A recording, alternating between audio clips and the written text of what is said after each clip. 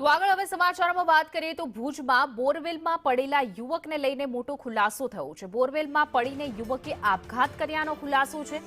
યુવક મોંઘો મોબાઈલ લેવા માંગતો હોવાનો ખુલાસો થયો છે। પિતાએ મોબાઈલ લેવાની ના પાડતા યુવકનો આપઘાત। પોલીસે પરિવારના નિવેદન લઈને તપાસ હાથ ધરી છે।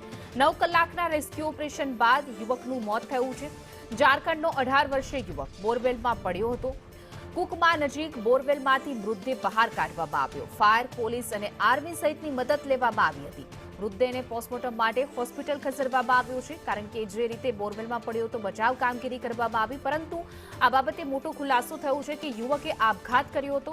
9 કલાકના રેસ્ક્યુ ઓપરેશન બાદ યુવકનું મોત થયું છે। બોરવેલમાં યુવકનો મૃતદેહ બહાર કાઢવામાં આવ્યો છે। ઝારખંડનો 18 વર્ષીય યુવક, જે માતા પિતાએ મોબાઈલ લેવાની ના પાડતા તેને આપઘાત કર્યો।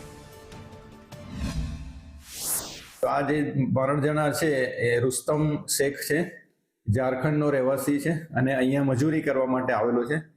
અને એને મોંઘો મોબાઈલ ભાડે જ લેવો હતો, એટલે એને એ બાબતે એના મમ્મી પપ્પા સાથે વાત થઈ હતી ત્યાં, અને એમાં કઈ ના પાડી હશે કે કંઈ શું કીધું હશે, પણ આ બહુ ગુસ્સે થઈ ગયેલો અને એણે પછી મોબાઈલ પછાડીને ફેંકી દીધેલો, તોડી નાખ્યો હતો અને પછી આ બોરવેલમાં પડ્યો એવી ખબર પડી કે બોરવેલની ઉપર પથ્થર મૂકેલો હતો અને પથ્થર હટાવીને એને અંદર ભાઈ પડ્યા છે।